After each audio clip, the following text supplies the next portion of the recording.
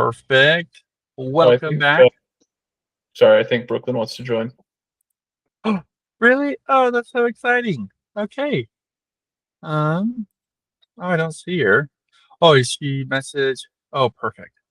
Let me, I'll just send the link for her again. So fun. Well, how exciting to just start the recording and have her be joining us. Not gonna lie, she is going to be my favorite member of the Peanut Gallery tonight. Hi, sweet love. Hello. Hello. Hello. We just barely we just barely started the recording. So glad you could join us. And we are gonna get a moving. So this is a part one of my presentation. Second half is gonna come at a later date. I just needed to give you guys the teaser trailer, essentially, get you really excited for this moment to fully come to fruition. But Sweet. today I wanted essentially, I feel like there's some stigmas or stereotypes or some zeitgeist in the world, in the culture about the nature of the human mind. And it's a little bit of a miscellaneous box inside of there. I hope that like the specific topics tonight, I'm going to share kind of one bigger, longer one. And my intention, my goal is I hope this just kind of makes us a little more humble of humans. I think that correcting what I perceive is a misconception that many people have will help us to be better humans to be around. In a nutshell, that's kind of it. And Sweet. I already got to give a shout out to Nephi for saying my slide is beautiful. Thank you, thank you. I did feel very cool using our logo for my cover slide. Thank you. I'm a boss. 10 out Okay. of 7. 10 out of 7. Okay. This first slide we got going on here. Look at this. Beautiful cinematography. Took me way too long to make with AI. Wow. Wasn't that Oh, beautiful? I thought that was real. Dude, That's so pretty cool you sick. made that. That's Thank crazy. you. Thank you. That was, it took much too long, but to have a slightly less distracting slide now to actually have the discussion. Jedi versus Sith. What are the differences you guys remember from the deep, dark lore parts of your brain? What is it that really separates these two? Well, I mean, the Sith were the good guys, from what I remember. I mean, Palpatine brought peace to the entire galaxy and order, law and order, you could And say. order. Very good. Gotta love that Law and Order.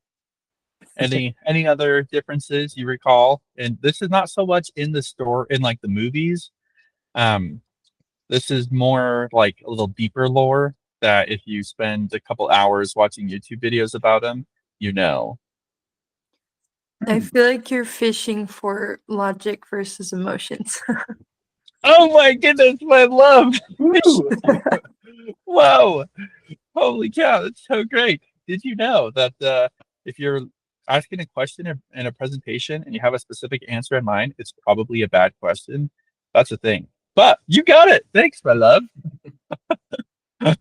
So I want to ask you guys first, like topic of discussion. Well, I guess yeah, to set this background, um, a lot of the deep lore between the Jedi and the Sith is that the Sith are in the movies they're like the plain obvious bad guys, but when you get like more nuancy with them, you can see it not so much as like good versus evil as it is like the Sith are about giving in to your feelings and your emotions, and the rational, the Jedi are about mastering, controlling, or like overcoming the feelings, essentially, if that makes sense.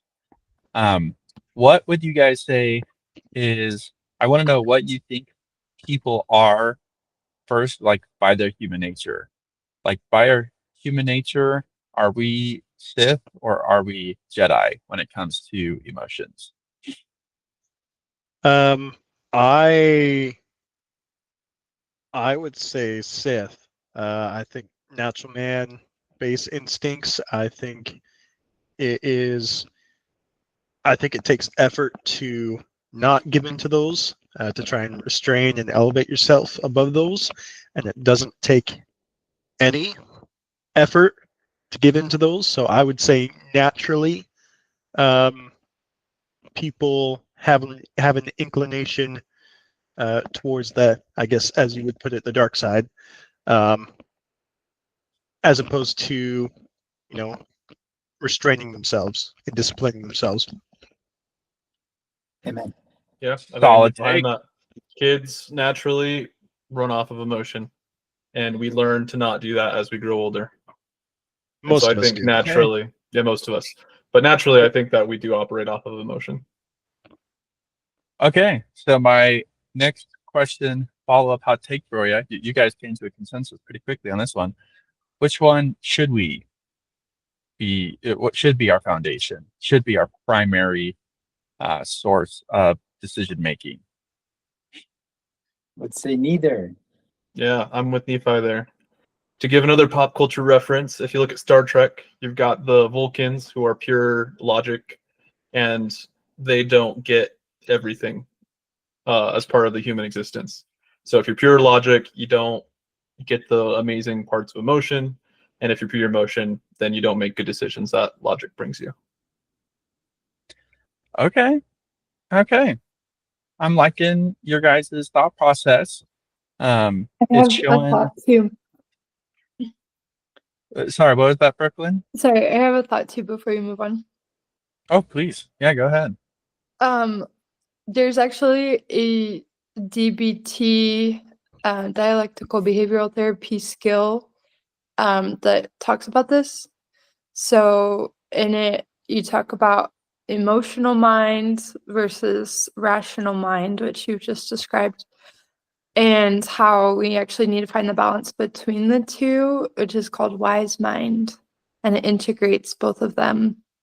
And so it's like the balance of figuring out like what are my feelings, what about my feelings is important, and then what do I want to do based on what I want, but also based on how I feel.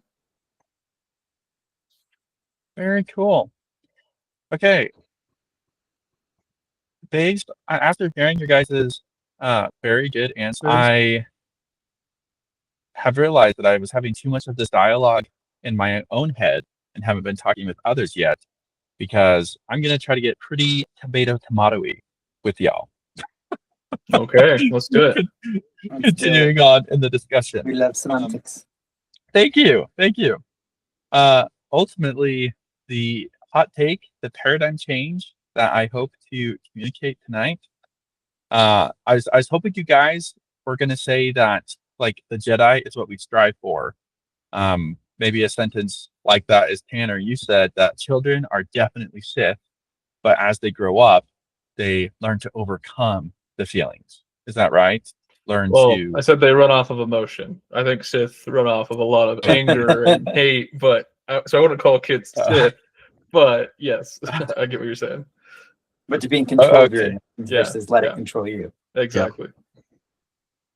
Okay. Yes. Okay.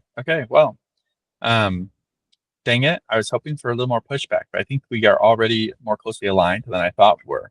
But I would love to continue to finish up my thought with y'all and hear your thoughts. But my hot take is no, nada, zero. Ugh. Jedi is not what we're espousing to be. And by Jedi, I'm saying to make a decision like rationally based. And maybe that's right. I'm getting lost. Maybe if I didn't do the whole Jedi Sith analogy, I could have communicated this more clearly. Sorry for trying to be too fun, y'all. But my proposal is that we never are making decisions like rationally, and dangerous if we think so. I think that we are Sith through and through, baby. Emotions are king. Emotions are the source of our decisions, and our good old Antonio Damasio is going to be the guy to back me up. So, um, Antonio, so this video, we're just going to watch a quick little couple-minute video he kind of gives. I think he'll redirect my presentation for me and put me on a track more of what I was originally envisioning. It's basically to set the stage. Ever since like the Enlightenment era, the notion that um, emotion versus reason, emotion is the bad guy. Like making decisions with emotion is weak, is not as evolved, and when you are truly enlightened, you are making decisions more rationally. I don't know if that vibes with anyone, but I think we all know like that high school kid when we were growing up who like scoffed at you, and if you said like why you did something, and you're like, oh, I like it or it's fun, and they're like, man, you're not smart. I don't know if that didn't really get the correct vibe. Anyways, we're gonna we're gonna go into this. Um, in this, it's like a 3-minute video. In this video, what he does is what he did, he studied a bunch of people who lost the ability to process emotion in their brains, and they actually lost the ability to make decisions, like period, even for non-emotional ones. So we're just going to listen to a quick little 3-minute video talking about a couple examples. One of the most famous patients you had was a Can you guys hear that? That sounds Yep. coming through. Okay. fellow named Elliot, who was a very successful person, suffered this damage, and whose life went down the tubes, basically made a series of terrible decisions. Another case that was always fascinating to me, the scene you describe in one of your books, one of your patients who also has trouble making decisions, and you're asking him at what point should we schedule the next appointment, Tuesday or Wednesday, and as you describe it in the book, he spends, I think, 20 or 30 minutes saying, well, Tuesday has this advantages, Wednesday has this advantages, unable to make up his mind. Right, exactly. And that is a very illustrative example because it shows you on the one hand that the cognitive abilities, the ability to manipulate data and to make analysis of costs and benefits in a very cold way is maintained.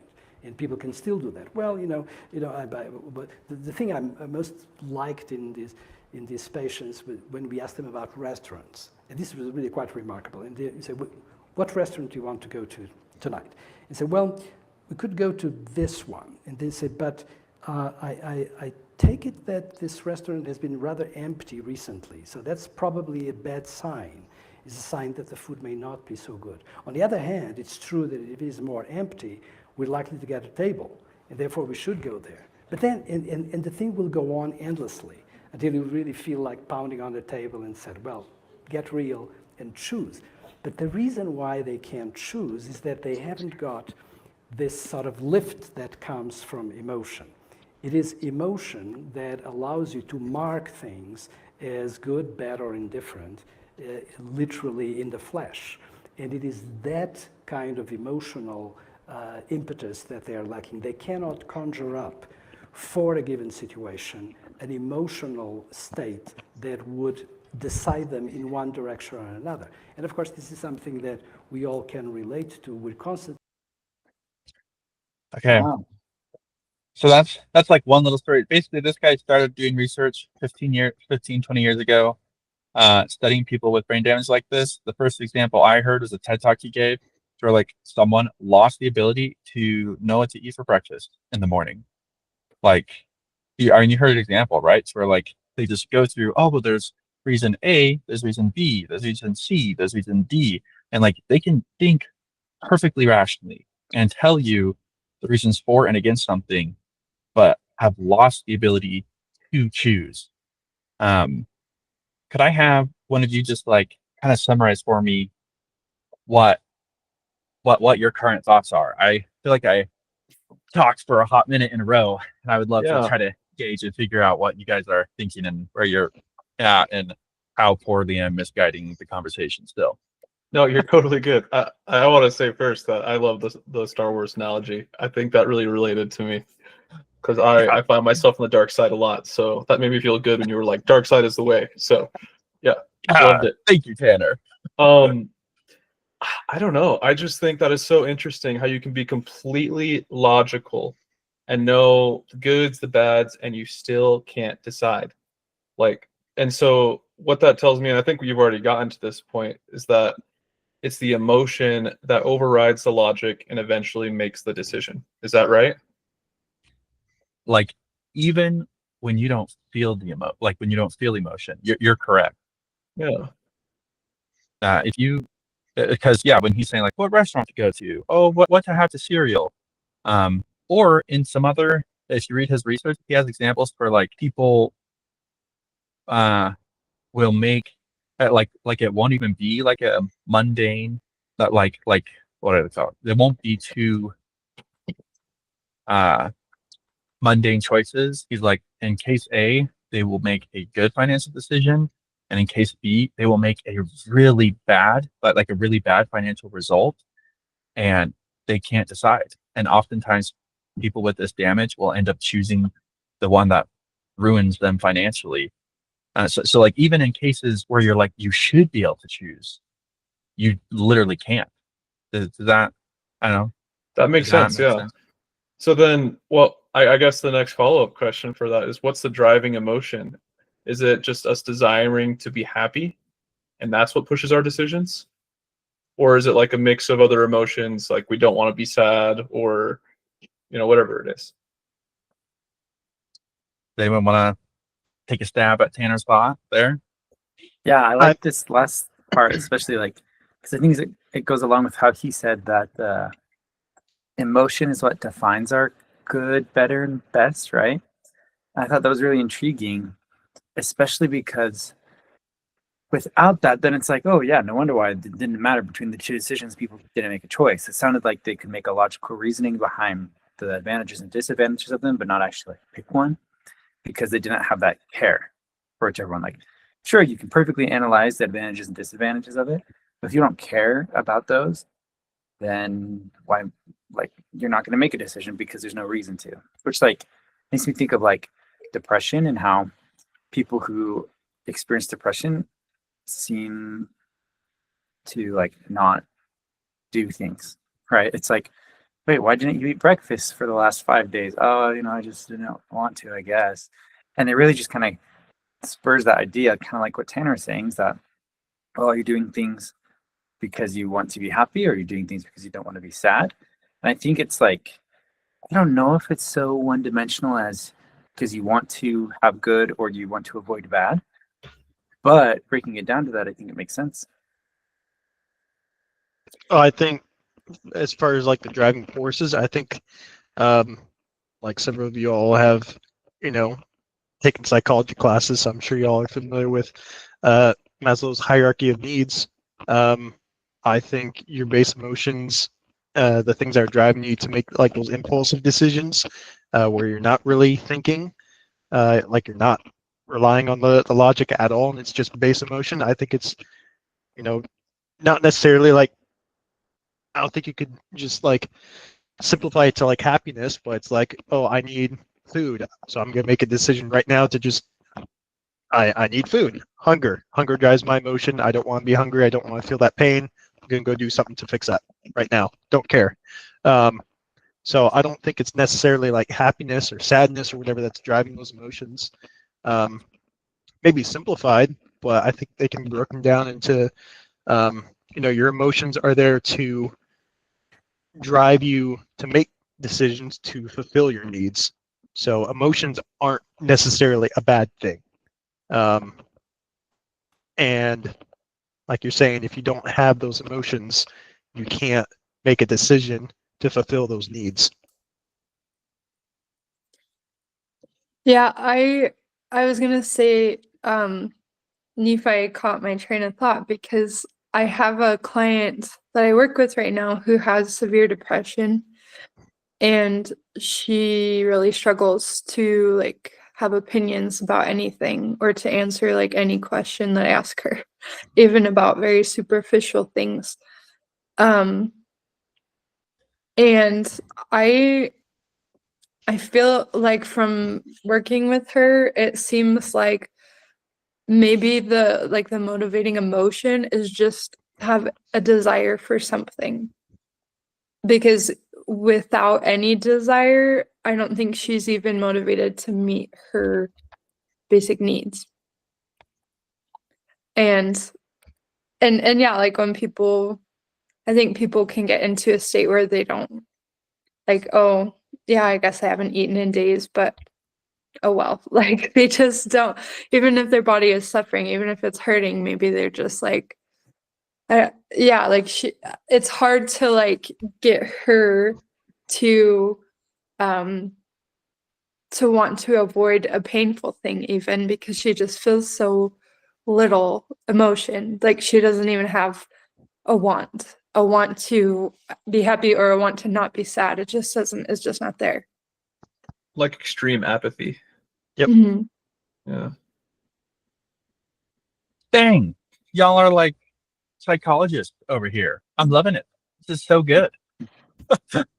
I'm glad that I've been loving your thoughts, and I guess I want to take a step back then from the conversation you just had and ask how do you feel like this is very mainstream?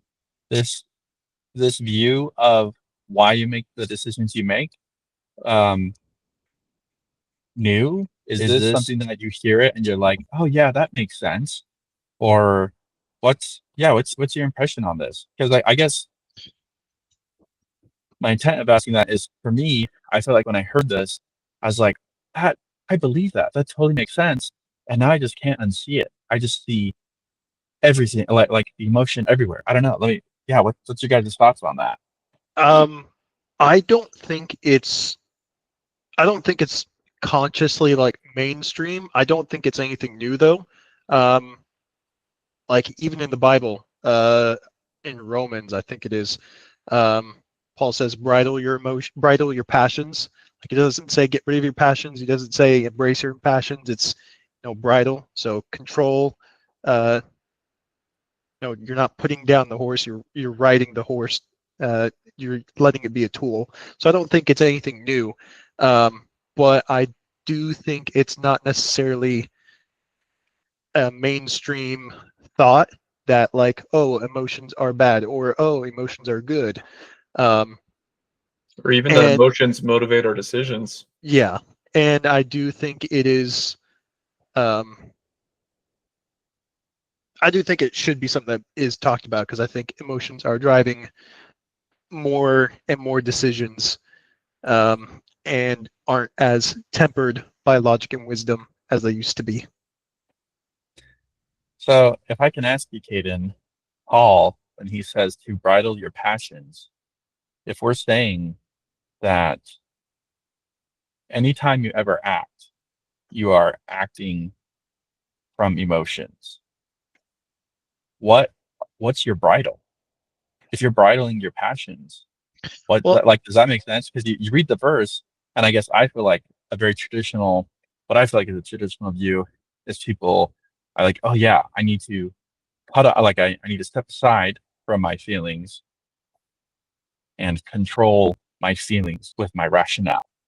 so If that, I think that's yeah. So tell me, what do you think is going on there?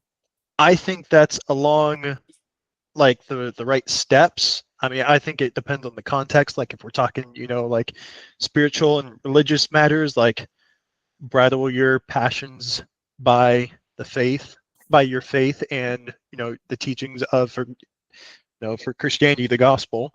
Um, uh, like for example, like oh, you feel really passionate about the gospel and the message of Jesus Christ. That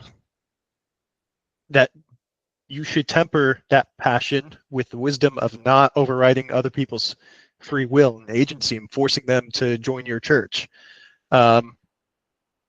What I think, generally speaking, I think it's like going back to your Jedi and Sith analogy. Like the Sith had no bridle; they gave in to all their passions. The Jedi put down the horse in favor of only having a bridle, and they became apathetic. So I don't think Jedi or Sith are right. It needs to be like kind of what we've been talking about. It needs to be a healthy mixture of the two, to where you're not killing your passions, but you're using your wisdom and your intellect and your faith and your common sense to know where you should let your passions guide you and how far you should let it guide you. Okay, cool. Thank you. I think what you're saying makes a lot of sense. I don't know what the term is. I was trying to lead create a little bit of a segue for me there too, because um, this idea of what's going on when we talk about bridling our passions, I wanted to kind of share my thoughts of what I think that might be. I think it's Han Solo's ship, the Millennium Falcon. It's calc, by the way. It's calc. Cal? Yes, for calculator.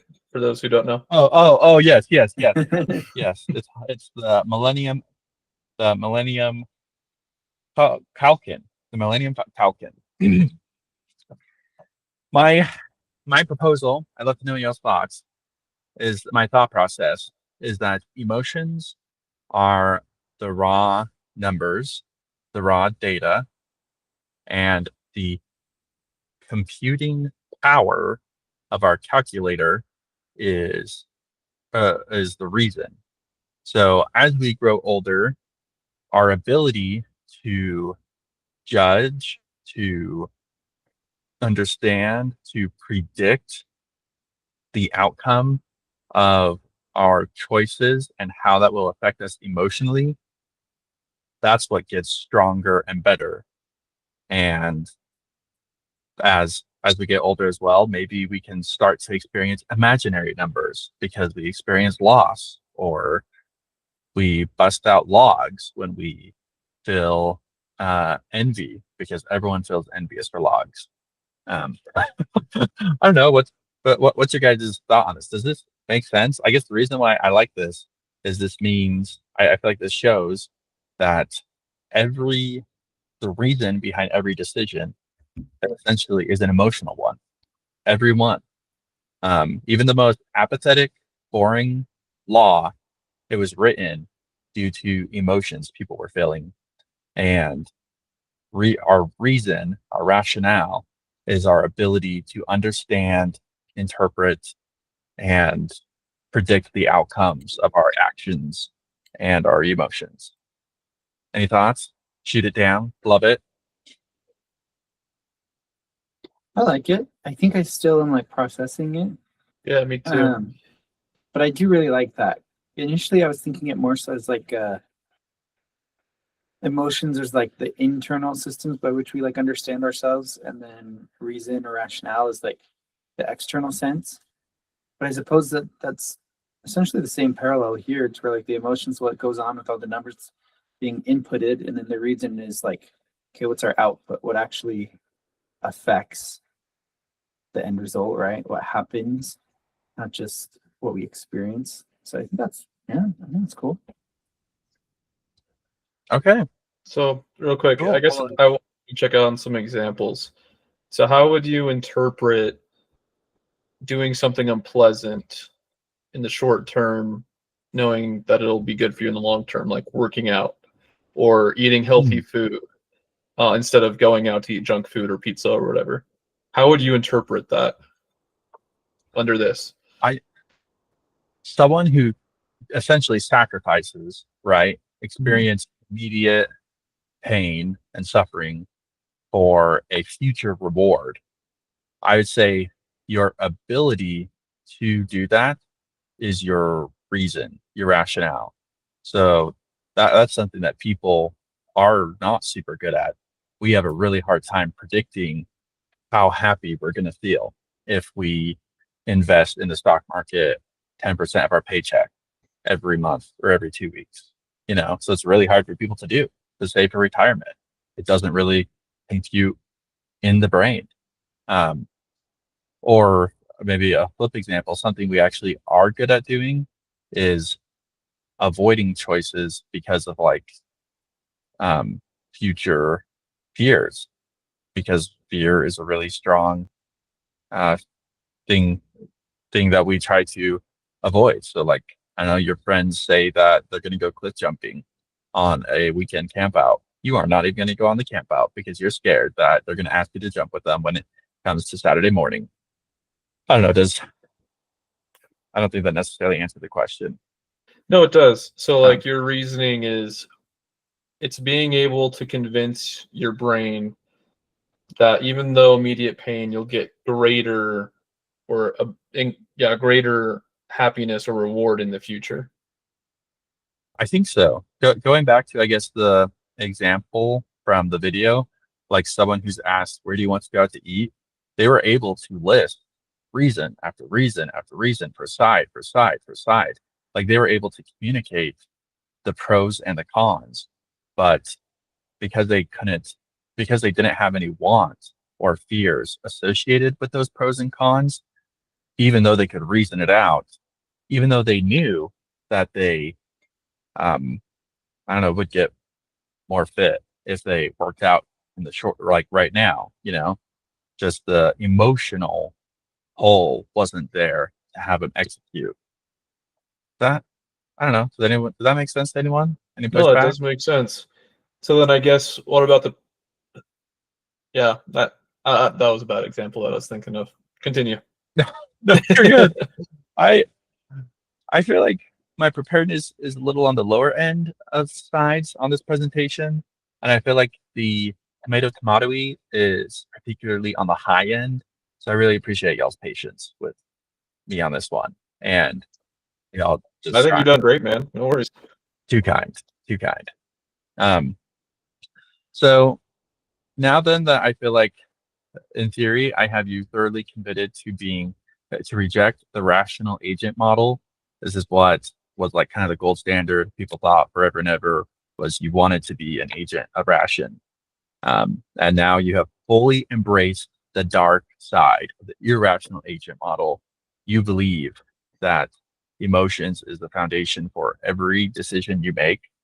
I want to try to do a little bit of a rug pull, have just the last 5-minute discussion, and then we can do a teaser for the part 2 of this presentation.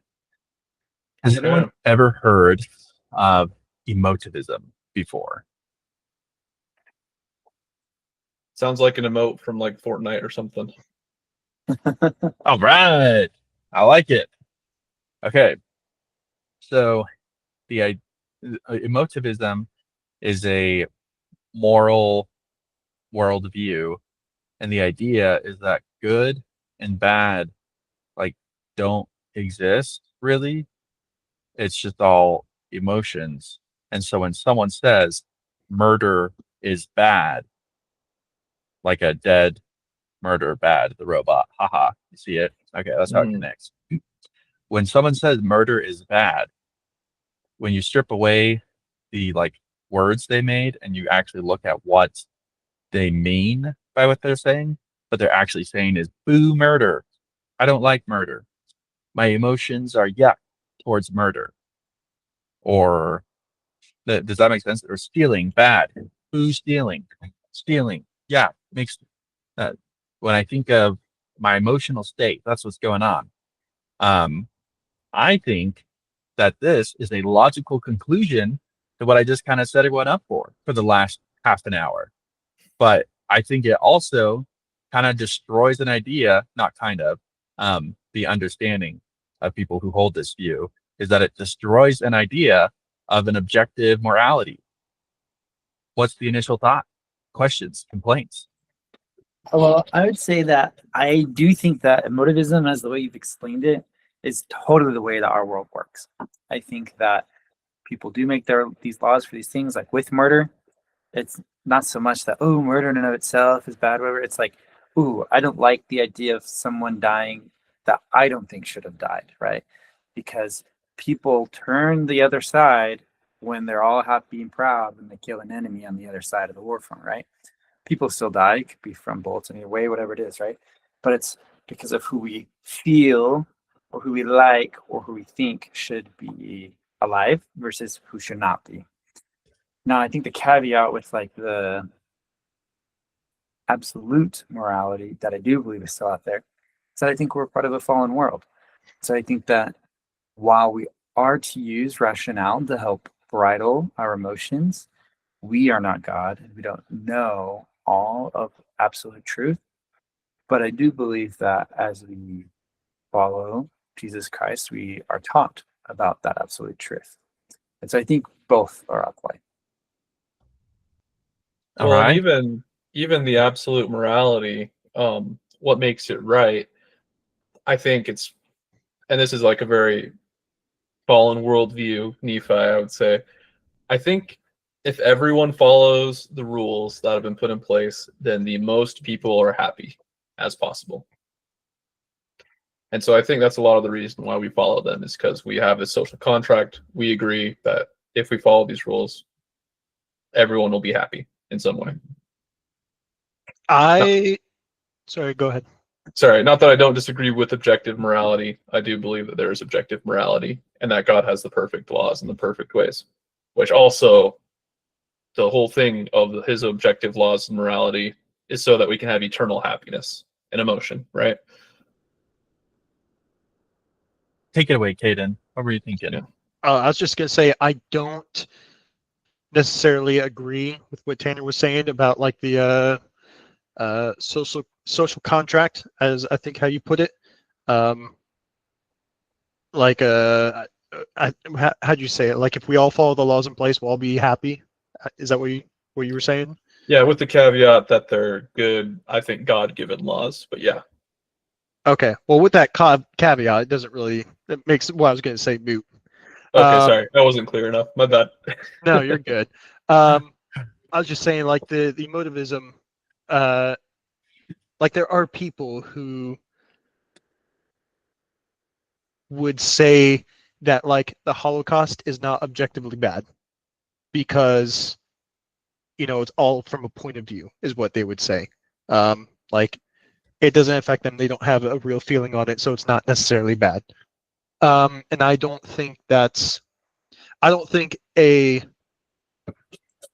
functioning and safe society can exist with that sort of thing. And I don't think all laws are made with the, like, ooh, murder, ew, I don't like murder. I think it's also, there's some rationale put into it. We have to have a law against murder. Otherwise, what's to stop people from just killing people for whatever reason they want? So I don't think it's necessarily all about emotion. And there is an objective moral good. So it sounds like I'm just kind of parroting what Nephi and Tanner were already saying. What the heck, y'all? Why are you all jumping ship on me? Okay, I had you convinced that like this is all emotional based, and here y'all saying emotivism, not even giving it a shot. Save me, Brooklyn. You're on board, right? It's okay if you totally aren't. What's your thoughts? Are you asking me my thoughts? Yeah. Sorry, I'm getting very nauseous, so I tuned out Okay. a little bit. That's okay. Just to put on the record, Brooklyn is a prego my ego lady. Woo! In her Yeah. first trimester, and is so sweet just to even grace us with her presence to support her husband. Okay. Let me try to give a little pushback on y'all. And maybe the more I think about this might need to be a whole presentation on the existence of objective morality. But could I have one of you define for me what you're thinking when you use that word? Tanner, sorry, I saw you talking. Go ahead. No, I wasn't talking. I'm looking something up Oh, because it'll be better than I can. Well, don't worry. I'll let you guys both speak before me this time. So so just to make sure I'm understanding what That's right. you're By asking. the way, crumble under the first whiff of pressure. Just to make sure I'm answering the question that you're asking. You're wanting to define know, it. like, define objective morality. Okay. The thing that y'all saying exists. It is, at least I would say, it is a moral right and a moral wrong that should, is, or ought to be generally held by the population. Okay. I think the only thing I disagree with in that definition is generally, when I think of moral absolutes, essentially, right, and objective morality, I think of an ability to apply it universally, if that makes sense. I don't know. Tanner, Nephi, y'all's, when you think of that word, do you think differently? I guess in my mind, and the reason why is if you say general application, then you can just say, well, when should it be applied and when should it not? And then I think the use of the standard, the usefulness of the standard has ended because you have to have an argument every time. Oh, Well, well, let is this me okay clarify. for I didn't mean like should be generally applied. I meant like you should be able to go to 9 out of 10 people, to 10 people, 9 out of 10 say yes, this is a moral right and this is a moral wrong. It shouldn't be a sort of thing where you can go to 10 people and get 4 different answers. All right. So a popularity test. I mean, That's okay. but then we People go back have them to all set by Socrates. popularity. We go to Socrates or Plato, and then which his argument was that people are idiots and they have no idea what they're doing, and only the learned should be able to weigh in on those things. Okay. So Tanner, does that mean you're on my side now? I don't, I guess to clarify, I'm not trying to bash on you, Caden. I appreciate you for just sticking your neck out there and trying to provide a definition. No, I think I'm I just guess doing a very poor job of stating what I'm trying to express. Nephi and I have kind of pushed on this pro and con sometimes before. So, at the risk of potentially embarrassing Nephi by calling him out, from our discussions, Nephi, is there like a one sentence definition you'd like to provide that you think might be helpful? If not, I can shoot one out there. I would probably say that what is an absolute moral good is something that brings you universally the most amount of happiness. Okay. I think that's great. I would reject that with murder right here. I guess the word universal. Oh, well, you know what? Let me actually do this. I'm going to give my initial thoughts on this, on Nephi, and then I'm going to let all of you give any last initial thoughts. And then I think I'm going to chalk this up to be a presentation topic for another time because I think this is a really fun, huge can of worms. I think that universal is never going to work when it comes to looking at rights and wrongs. Thus saith God to not murder and preserve life, and thus saith God to kill the firstborn of every child in Egypt.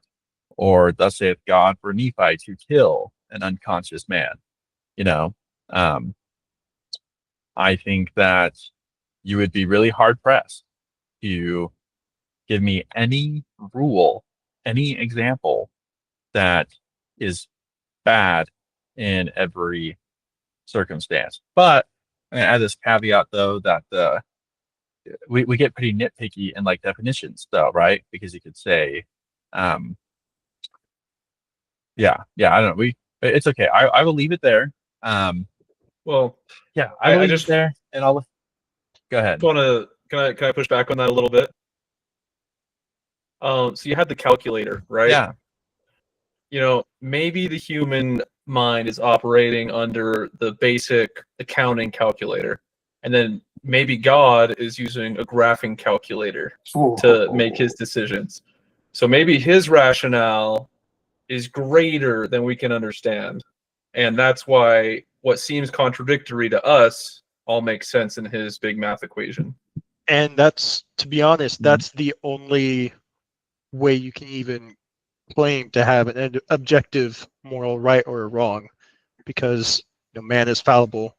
If you, at least in our religion, we don't believe God is fallible, so, and he doesn't lie. So like even with the thou shalt not kill, and then kills the firstborn of every child, that means there is a rule that's being followed. You might not know it. So like what Tanner's saying, the only moral truth can come from a divine source. maybe if that be the case, that the only objective, universal moral truths are ones that we cannot understand and ones that we do not know, it doesn't sound like a very useful or helpful system for us to use here and now. I'll push back on that. I would. Well, Because depending on your religion, Christianity says God has told us what you need to know and what you need to follow. So if you believe God is fallible in the Christian faith, you're going to do what God tells you because He knows He has decided what is right and wrong, and that's the end all as far as you're concerned. okay, I am so excited to find a topic that like I am feeling such disagreement on. I think that's going to be such a fun podcast. It's not going to be my next one because I want to do the part 2 to this, but it's totally going to be the one after. So Sweet. thank you Excited for your it. thoughts and your feedback. I think that, yeah, I think that this first half that I kind of rushed on went way better than I could have imagined, and it's thanks for y'all's participation and your help. I want to close on a final slide for you, and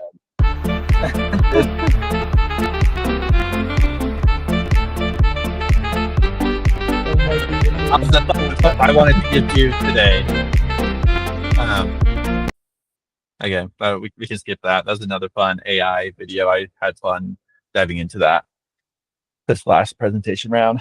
But I just I hope that today you were surprised to learn how human you are. I think that it is really easy to feel a moral high ground or a superiority when we feel like we are acting from a source of rationale, when we have been able to set aside our emotions. And I hope that today you feel that, yeah, I guess, you feel, I guess, a level of humility to realize that you are only ever acting out of emotions. Always. And that's important when you calculate your negotiations, your arguments with other people, to realize that you are always and forever will be biased and are just acting emotionally.